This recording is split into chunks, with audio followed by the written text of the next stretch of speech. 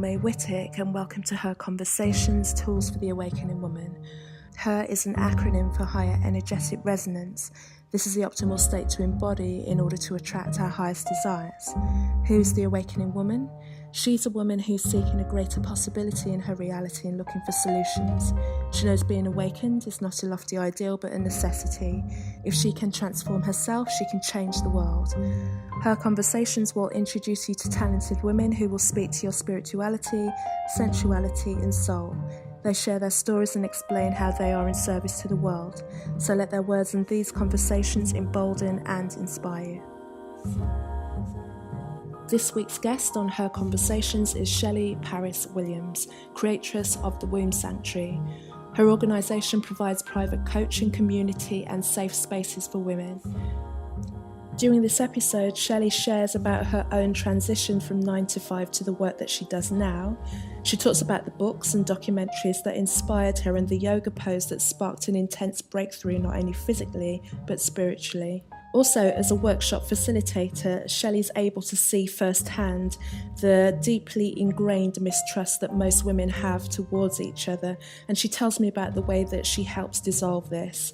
This episode is full of powerful proclamations that are right on time for the changes we're experiencing in society, and also a great start to 2019. So as always, I begin each episode by asking my guest. Her is an acronym for Higher Energetic Resonance. When do you feel at your most her? So when I feel that I am most her is when I am operating in my divine truth, that I am in touch with my intuition, I'm trusting myself, and I'm loving myself. And so that for me is the highest form of gratitude, self-love that I can express for myself, which I feel translate into that higher energetic resonance.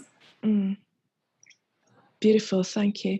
And Shelley, can you just tell a little bit more about your story, who you are, how you got to do the work that you do?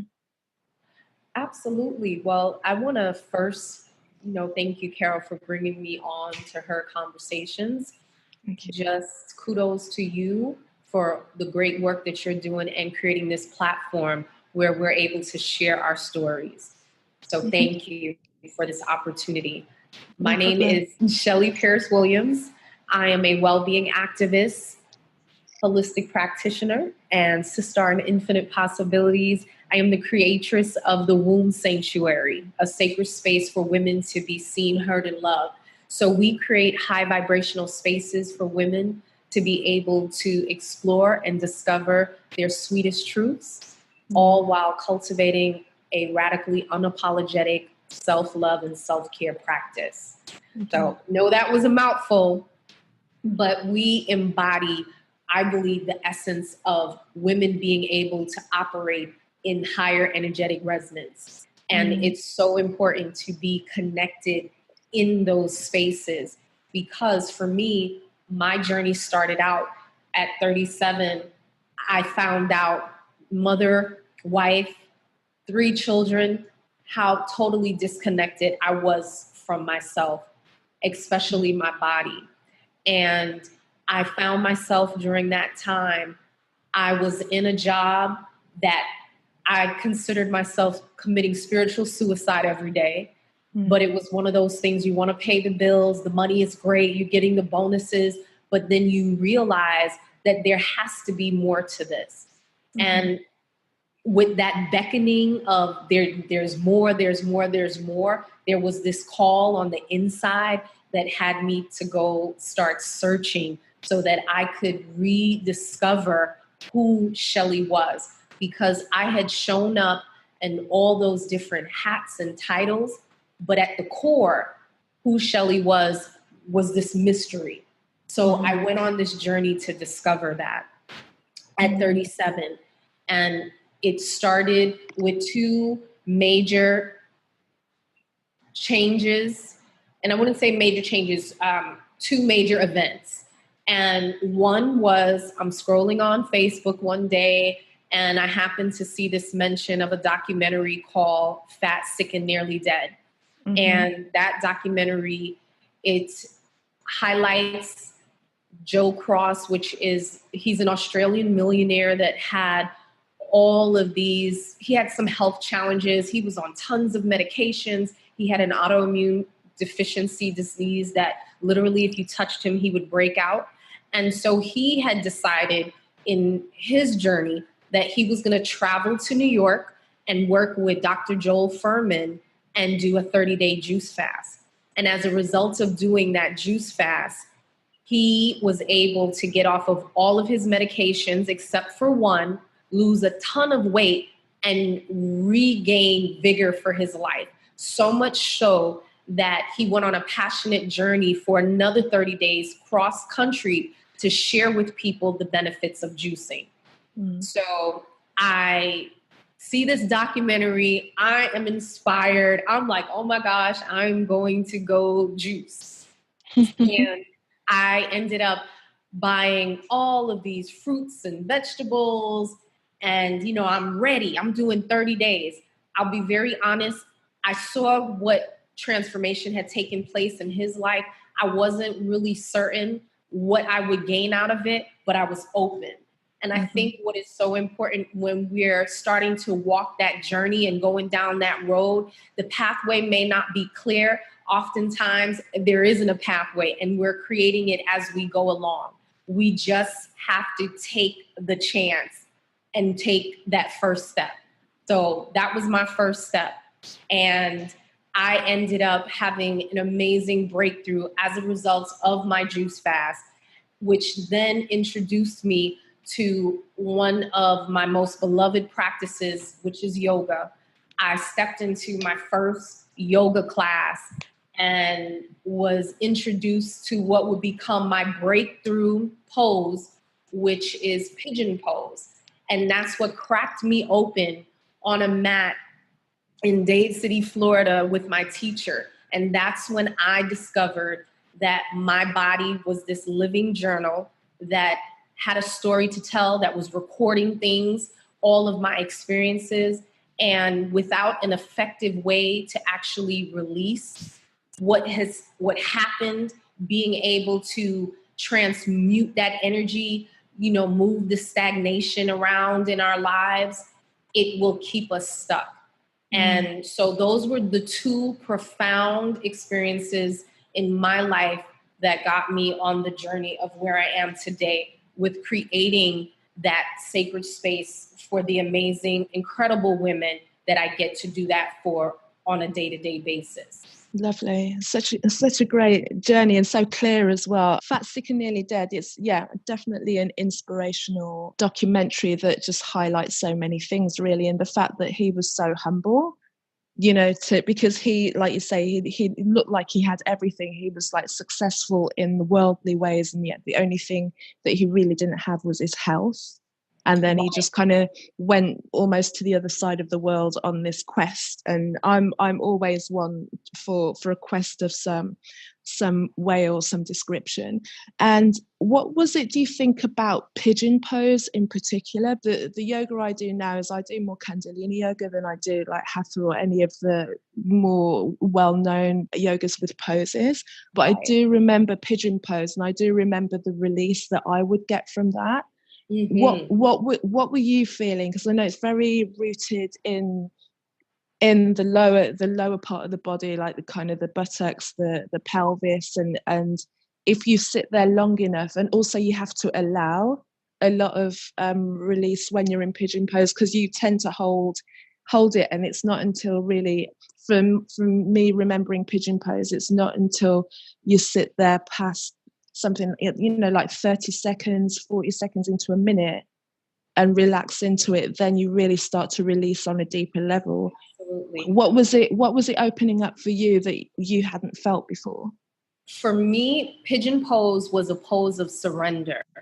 And it really challenges you to sit with what is and not define it with whether it's good or bad or right or wrong, but to feel it. And what I recognized was I had been so disconnected, as most of us are.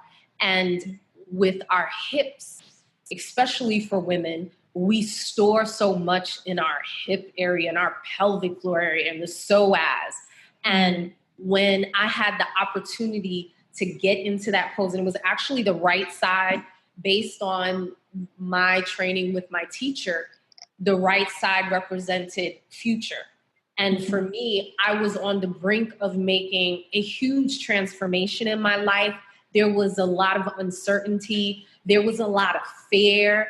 And it was one of those things that I just had to surrender, because the vision of what was before me was so much greater than choosing or remaining to stay in the same condition. So I think about it like when you catch a glimpse of that glory, or when you wake up, it's like you can't unsee what you saw. And so you have two choices to make. For me, it was only one. I had to move forward.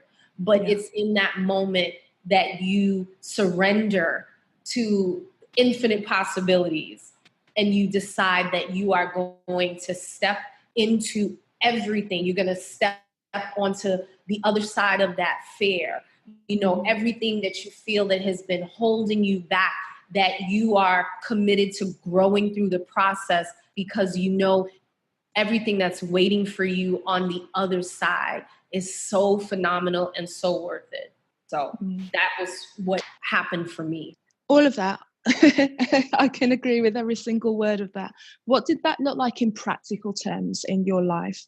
What shifts did you then have to go and make in terms of, okay, I've seen this vision, or even though I don't 100% see it, I feel it, I know that that is the direction. What did it then mean that you had to do in order to get from there to there?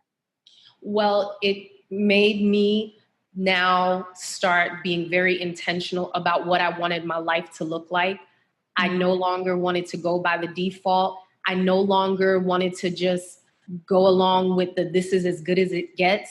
I was on the hamster wheel in corporate, high pace, you know, money was great and all of that, but I knew that there was fulfillment that I was not getting in this space. So it gave me the courage to choose a different story and tell a different narrative. So I ended up actually got out of corporate, and it was one of those things. It was like, oh my gosh. And I got released from corporate. I got fired. So I didn't necessarily like just step out. But what happened was I no longer felt that same urgency to keep on playing that game and staying on the hamster wheel. I had been a top performer. I had went up very quickly in rank in a short space of time with the company that I was with. And what happened was when I got that shift and I caught how different life could be, giving into that new vision, I didn't want to play that game anymore. So I got off the hamster wheel. And I remember the day I got the call from my supervisors, and she called to tell me that I was being let go. And it was like this sense of relief came over me. And it was like I saw in the spirit, handcuffs fall away from off of my wrists, and barbed wire fence just part, and like the sun came in. And in that moment, I had received my freedom papers. And so now you have these freedom papers. What are you going to do with this one wild, outrageous, brilliant life that you have? What does that look like?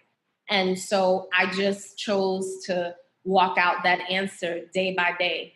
It really was, you know, getting the opportunity to start looking at what life could be in a different way. You know, I recently, I'll sum it up. I recently watched this documentary, another documentary. I love reading and watching documentaries and just being inspired by other heroes and their journeys.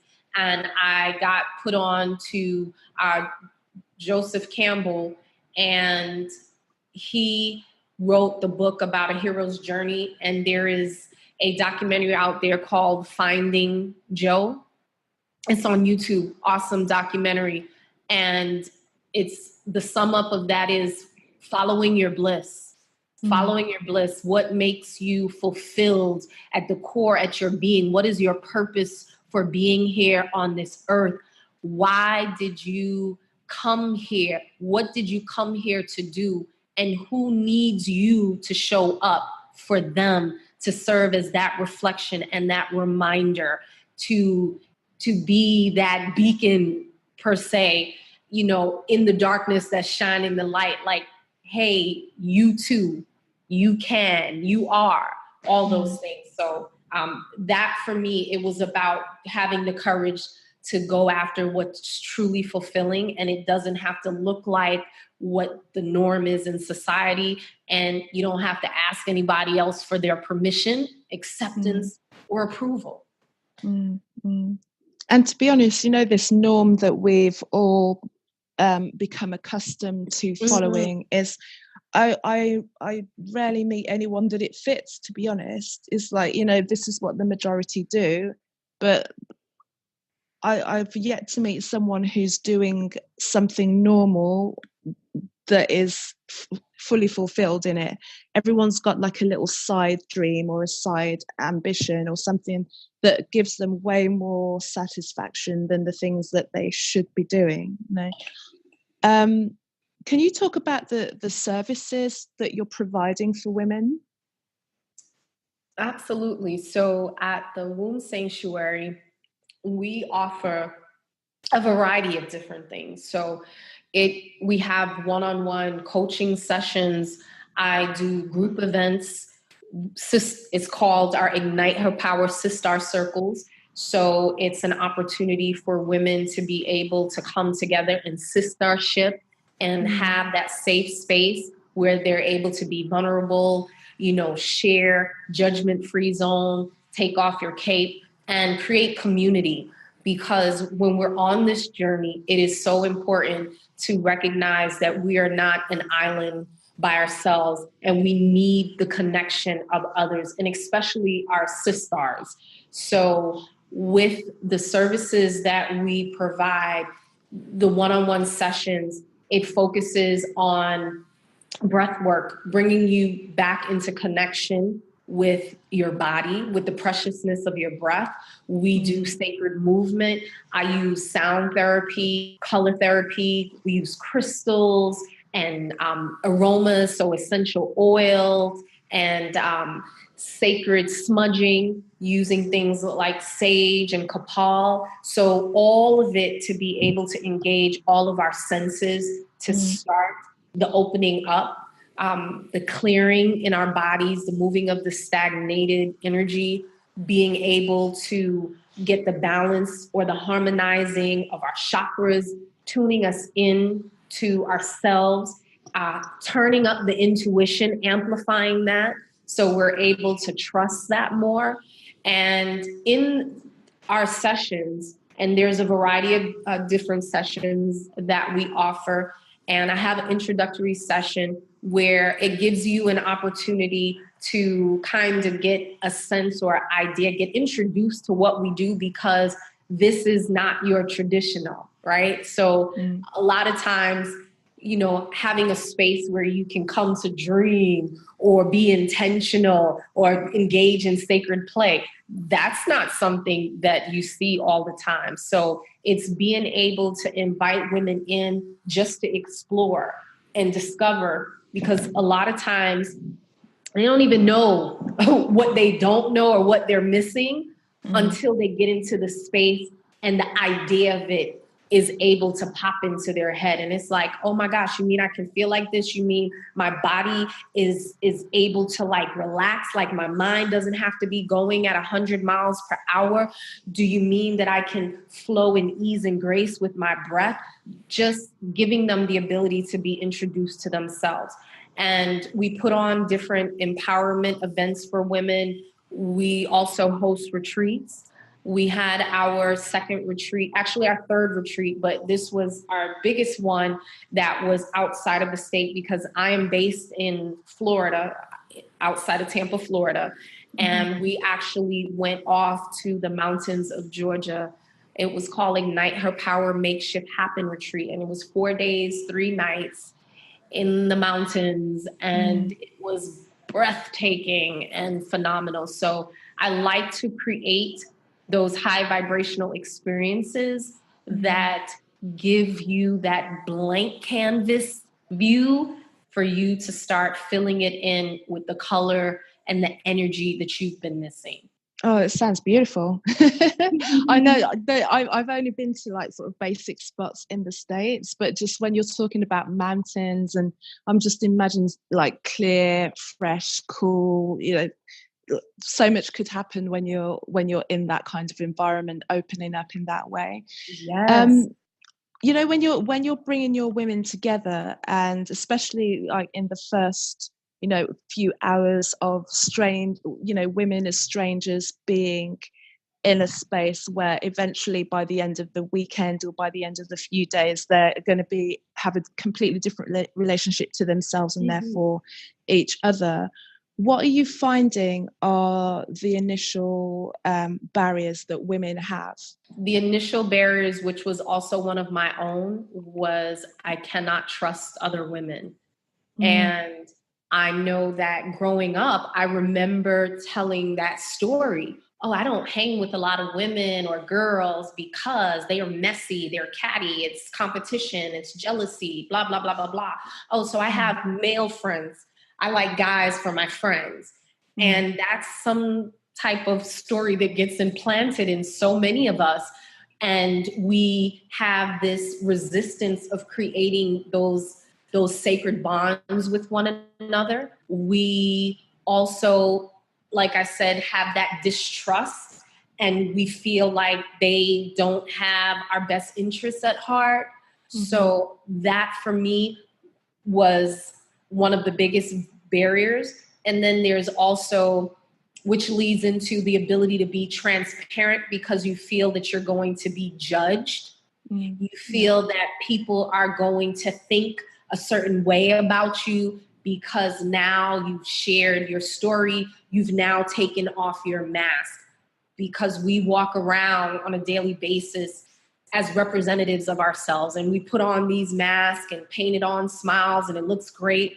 But behind those masks, there are all these stories. There is things that are happening. There's breaking points. There's cry for healing. There's crying for connection. And to allow yourself to be vulnerable, which we're able to create that with the different events that we offer, to get women to start looking at each other as you're not just, it's not just my sister's keeper. You are my sister because I am you. You know, when we look at, we may not have experienced everything exactly the same, but at the core, we feel the same. We desire all of the same things. And when we're able to be on this journey together, it makes it so much sweeter. And there's this African proverb that I love, and I remixed it, but it says, if you want to go fast, go alone. But if you want to go far, let's grow it together.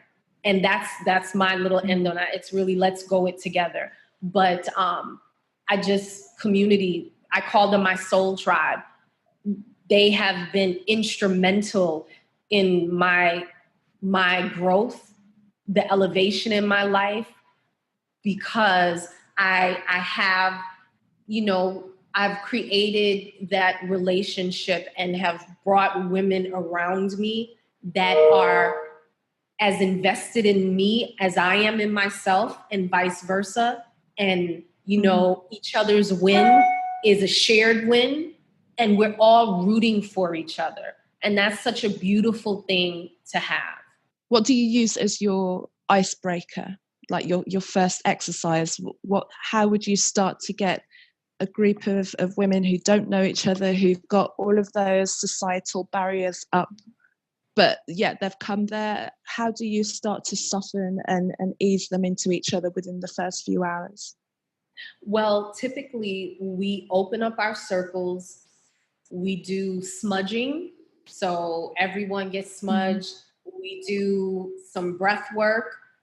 just to be able to bring our attention and focus inward, be able to allow whatever, remnants of the day to fall away, and to give each other permission to be here now in this space together.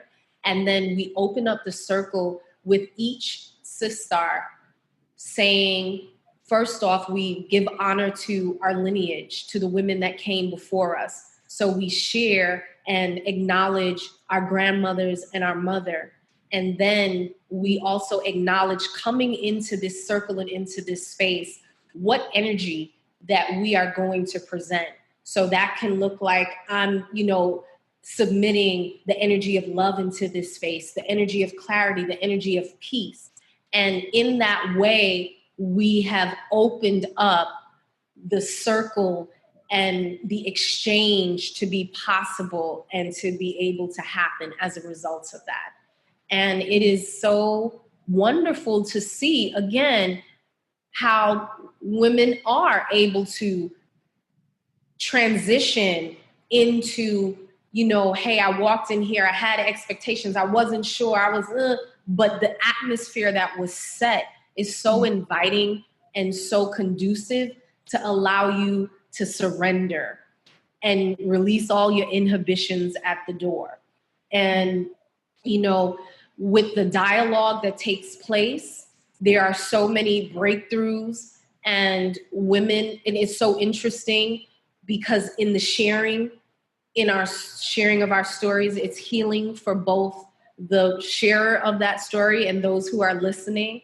But it always surprises me that there is someone in a specific circumstance or situation that has, found the solution, has arrived on the other side, and then there's a Sistar there who is either on her way in there or who is in there and needed to hear that testimony and that message from the sharer of the story.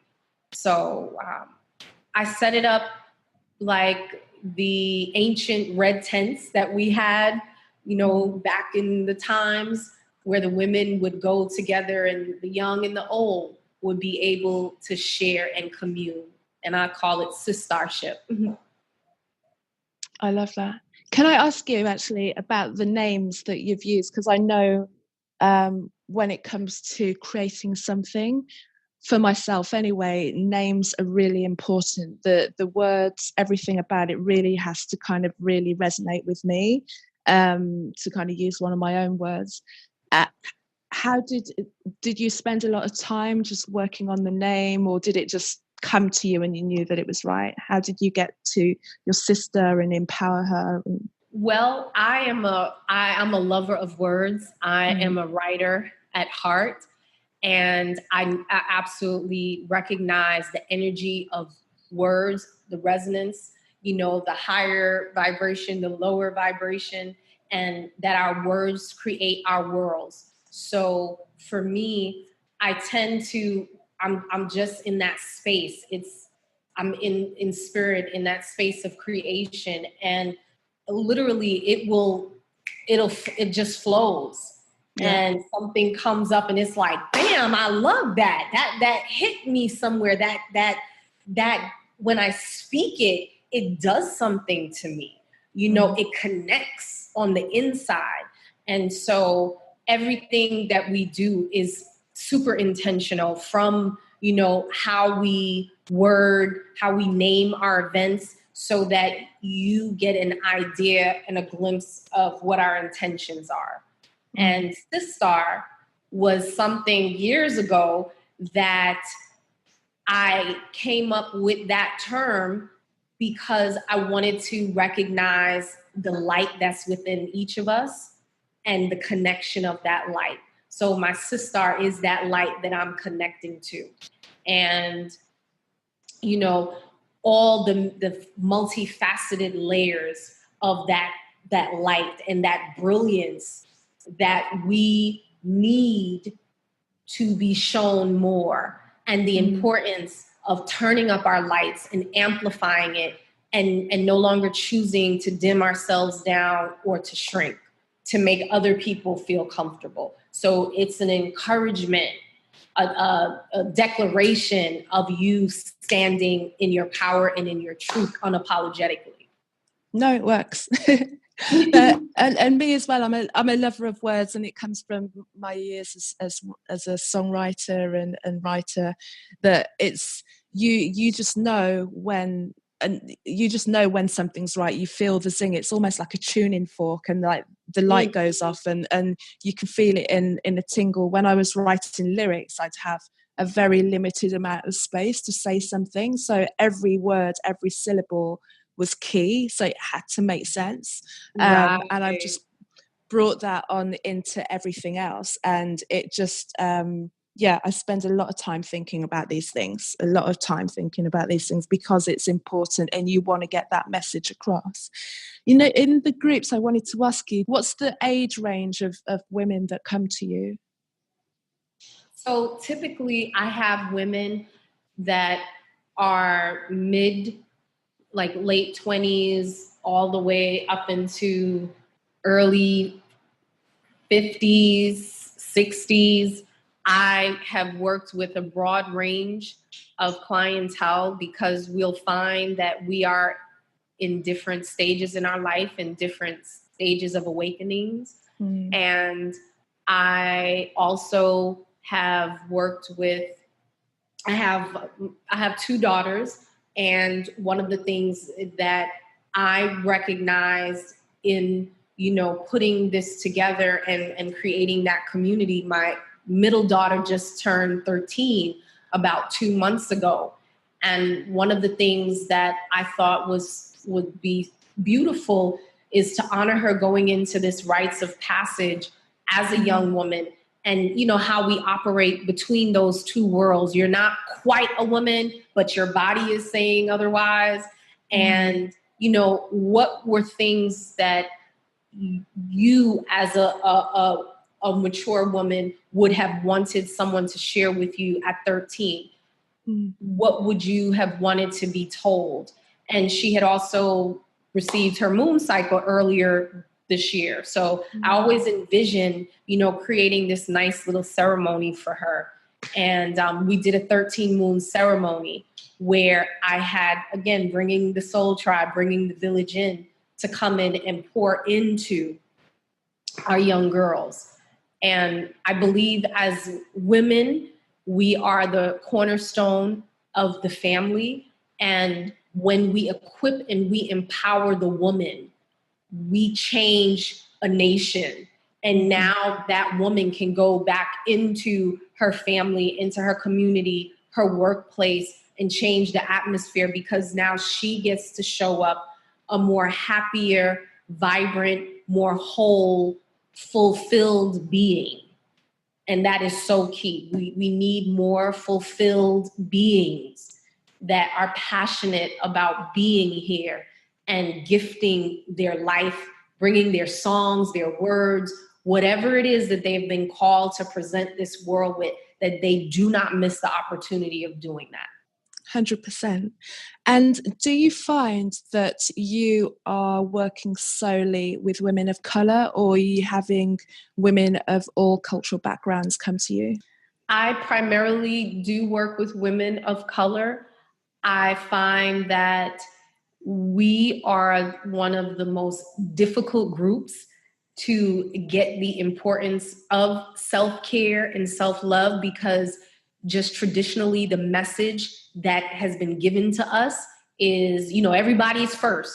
And I know that's across the board for all cultures, but specifically for women of color, that is something, it's like your rites of passage. You can't be happy. You gotta suffer. Everybody has to come first, and sacrificing, is what brings you closer to God, and how dare you want anything for yourself? That's selfish.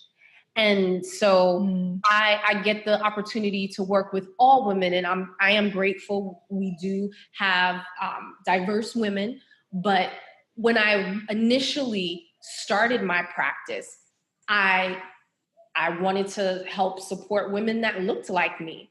And it was because it was a story that I was changing the narrative on because of my mother. My mother was a nurse. She was a caregiver to 4 grandchildren, all under the age of 7. And I watched my mother, sacrifice so much of her life. She came to the United States from Trinidad and, in pursuit of the American dream. I am the firstborn generation in America in my family. And so I watched this reinvention of this woman because she would take me to school, night school, and for her to become a nurse. And what she had demonstrated to me was, yes, help everybody. So our home was, the doors were always open. You needed food. You needed somewhere to sleep. It was okay. The doors are open. But I watched her give so much of herself at the expense of herself. Mm. And at the age of 48, my mother transitioned as a result of complications due to fibroids. And what I surmised from that, because I didn't know my mom was going through anything. I was 15 at the time, and I was also 4 months pregnant. And my mother found that out. And it was devastating to her because she was also a teen mother. She had come to the country, to this new country, to start a new life. And I had been given the benefit of this new world and all these opportunities. I was the youngest of 4 children. My siblings were we were like 10 to 12 years apart. So I was afforded all of these opportunities that they hadn't received. And then here I come and I end up pregnant. So it was devastating to my mother. So all of that was happening at the time. And I did not find out until after my mother passed that this is what she was suffering with. And the only option that she was provided at the time was a hysterectomy. And she was a nurse that worked at one of the top trauma hospitals in the state of Florida, and I think in the country, but she was afraid to get that surgery. And so she didn't get the surgery. And for me, with the work that I do, it's a reminder that you first. You cannot be any good to anybody else until you are first good to yourself. And it's a message that we have to change, that it's about being selfish. I believe it's about being self-full and being self-fulfilled. You get to give from the overflow of who you are. And I often wonder, who was talking to my mother? Who did she have as a support for herself? Because she was the person that everyone ran to, strong person who was there for her. I don't know if there was someone that was telling her, you know what? It's okay. You can stop. You need to take care of you. I'll never know what that conversation, if it ever happened. So I made it my mission to have that conversation today with the amazing women that I get to hold that sacred space for. And the fact that they even have the courage to even, muster up the strength to say, I want to live at a place of fulfillment, and I want to live alive in color fully. I don't want to just exist in my life. I don't want to just go through the day to day. I don't want to go to sleep anymore. I want to be fully awake and present. As a result of them having that desire, it is my mission. It is my purpose, why I am here, to be able to be that guide, to be that beacon, to hold that space for them so they can go in and do the work that they need to do for themselves. But they have to be pointed in the direction. And it's all the answers, everything that we're searching for, it's inside of us. But we've been taught to look outside and look at everything else to fill us up. And those things are conditional. So much of what you said in terms of from the community. My family is West Indian, so Jamaican mainly. One thing that I've seen is in particular in the women, because it was like a very female dominated and led family, Yes. is that the women kind of just mustered on through, and they fought and they put up with so much of what they had to deal with in life. You know, they all came to a new country.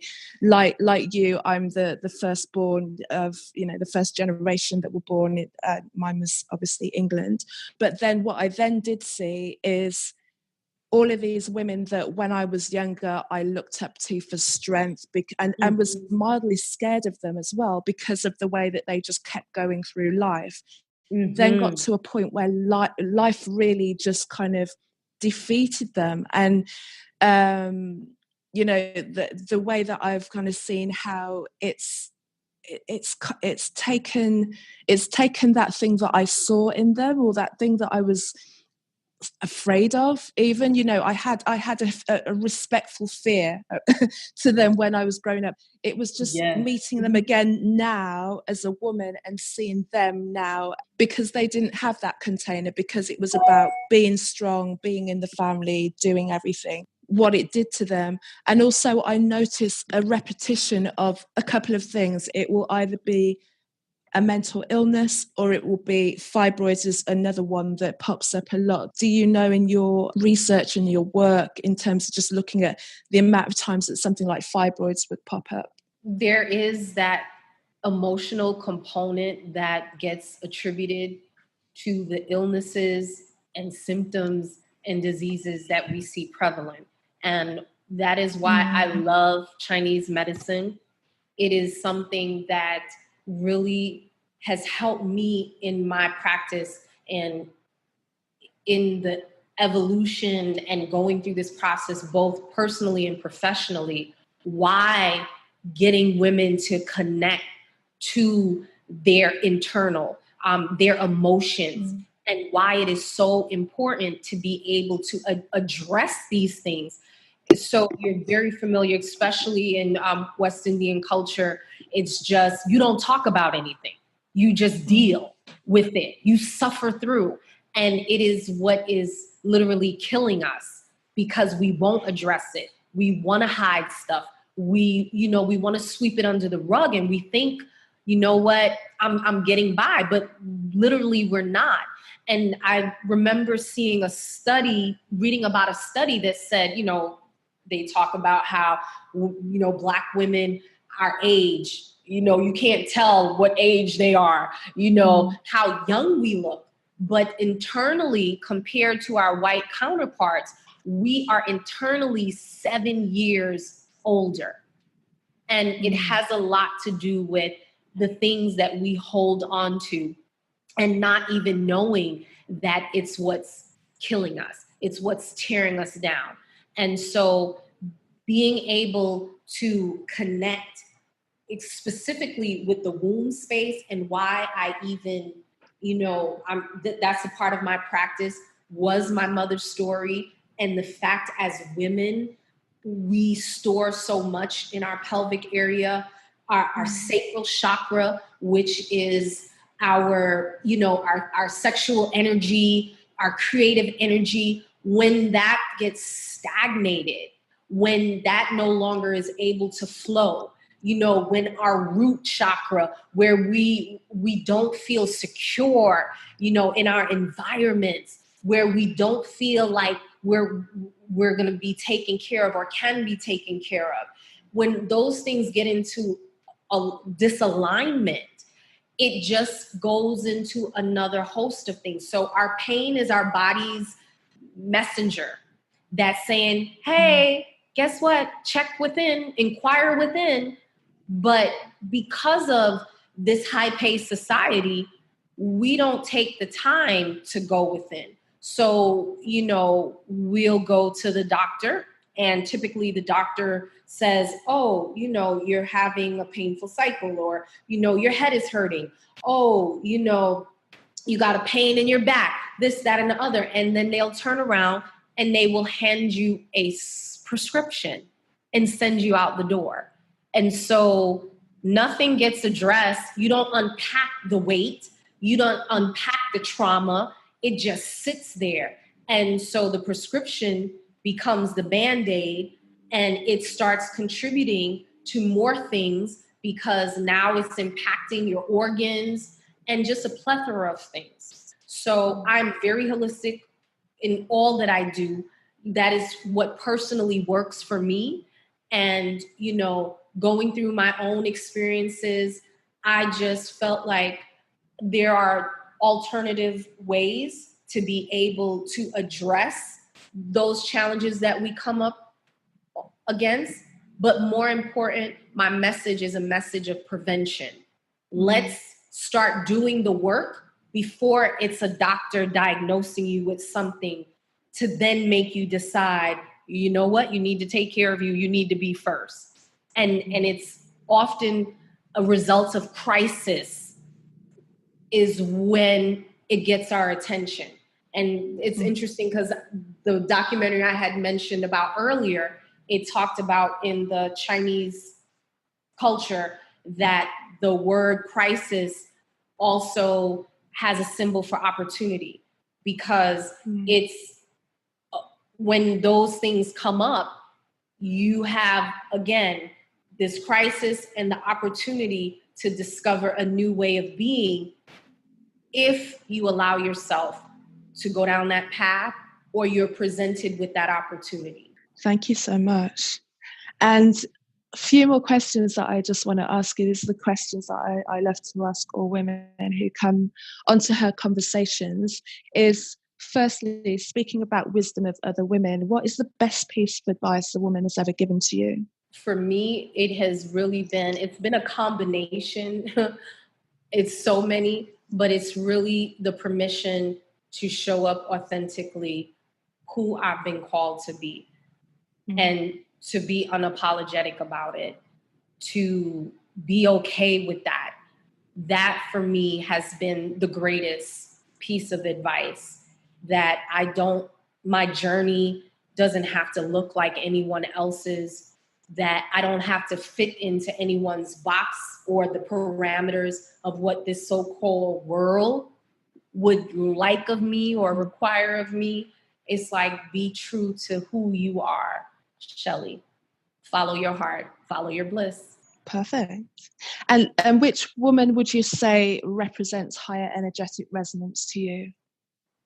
And, you know, when I read that question, I started thinking, and I'm like, I got to look up, you know, I'm looking at, you know, what powerful figure that may be out there that I could, you know, reference. And, you know, so you have the Michelle Obama, you have the Oprahs, you know, and then I thought the person who embodies it the most is any of those courageous women that choose to show up and walk in their authentic truth.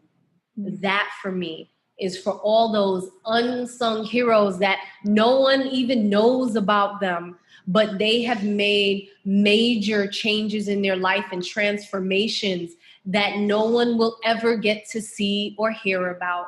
But as a result of them showing up, they have changed the trajectory of not only their lives, but of the lineage and the lives that will come following them.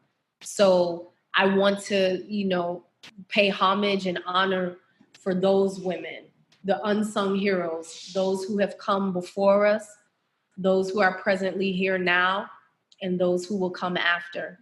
Thank you for being our torchbearers. Here, absolutely. Talking about self-care, what is your favorite self-care ritual or practice? There are so many. I just love self-care. I just enjoy anything that allows me to fully express my breath and just exhale and sigh. I love taking, you know, energizing baths. I love to put on my uplifting music, to burn my kapal, my incense, and being in that space where all is well. Like there is nothing else that needs to be added. There isn't any, what's the next thing on my to-do list, but just being in that space of presence. That for me is the greatest form of self-care. And with all the things that have been experienced, that I am able to shine my light and have the perspective and the insight that I do to stay at that, maintaining that high vibrational space, making sure that, you know, my words, my intentions, what I'm putting out there embodies what I want to experience and how I want to live. So that for me is my greatest. And I believe that self-care is it's an act of bravery. Thank you. So what's coming up next for you within your work? Well, I'm really excited. So I know I talked a lot about stories and sharing our stories. I did not mention, so I am an author, second-time author now, getting ready to go on my third book. About maybe 15 years ago, I had started my own publishing company, Infinite Possibilities Publishing Group, and I published my first book called In the Eyes of Truth. I started my company with the intention, it's just for me to publish my books. Well, that didn't happen. I ended up going on to publish over 10 titles from a variety of phenomenal authors that are really making some big things happen in their lives now. And I'm so grateful that I got to be a part of that.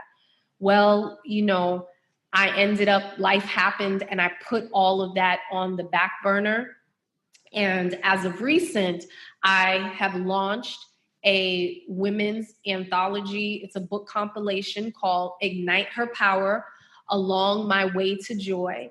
And it's an amplified collective of women voices sharing their power stories, sharing their truths, the things that they have learned along the way in this journey of being a masterpiece and a work in progress simultaneously, all at the same time. So I'm really excited about putting that work out there. And it's been a long time coming. So that is due out in 2019. We have openings actually for 3 more authors. So if anyone is interested and would like to share their story, we would love to hear from you. Sharing your story is powerful, and it is not only healing to the writer, but it is also very therapeutic to the reader as well. And we want to make sure that we're putting that out there. We have our retreats for 2019 that we will be announcing in January. So really excited about that, giving our women the opportunity again to get together in a high vibrational space away from their normal day-to-day, so they get to play with a blank canvas and set their intentions. We have recently we opened up some services for, and this is actually for if people are in local to Tampa, Florida for this particular one. It's one of our heart and surrender sessions, but I do work virtually with clients. So I do offer programs if people are somewhere else and they absolutely want to be able to work with the Womb Sanctuary. We do have programs in place to be able to help support you on that sacred me self-care journey. Fantastic. And where can everyone find you online? You can find us online at thewombsanctuary.com. You can find us on Facebook at The Womb Sanctuary, on Instagram, The Womb Sanctuary. We also have an Ignite Her Power page that is on Facebook, but we share a lot of information we also have a private group called The Womb Sanctuary. And that is another way for people to be able to engage with us and get access to tools and information and a soul tribe community. And we also we have a Ignite Her Power Soul Haps newsletter that we send out and just share periodic information, give updates about what's taking place and how you can connect to sacred play with us. Thank you. Thank you for that. And I just want to say, Shelley, thank you very much for, one, just answering my message from out of the blue and coming onto Her Conversations and just sharing so much about your incredible work. I really appreciate you taking your time to do so. Well, thank you. I was so happy to get your message, and I'm so glad that we were able to connect. And I'm looking forward to being a part of your amazing movement. What you're doing is so necessary and important. And, creating that platform for us to be able to share our amplified voices in this collective type setup. Thank you. And you are just, again, the epitome also of her with all that you're doing. And I'm just grateful to know you. So thank you. Thank you to Shelley for joining me on this episode of Her Conversations, and thank you for listening. You can discover more about me by visiting my website, which is carolmaywhittick.com. That's carolmaywhittick.com. And I'm also really excited to tell you about Her Life Academy. This is a monthly instruction and inspiration platform for the awakening woman, and it's created for you to magnify your spirituality, your sensuality, your soul, and live the life in higher energetic resonance. This all launches in February of 2019, so just a mere few weeks away. To find out more information, if you visit my website, there'll be details there and you can sign up and you'll be able to gain early bird access and be privy to some special offers. On social media, you can find me on Facebook under Carol May Whittick, and my Instagram name is Kazmick, Kazmick.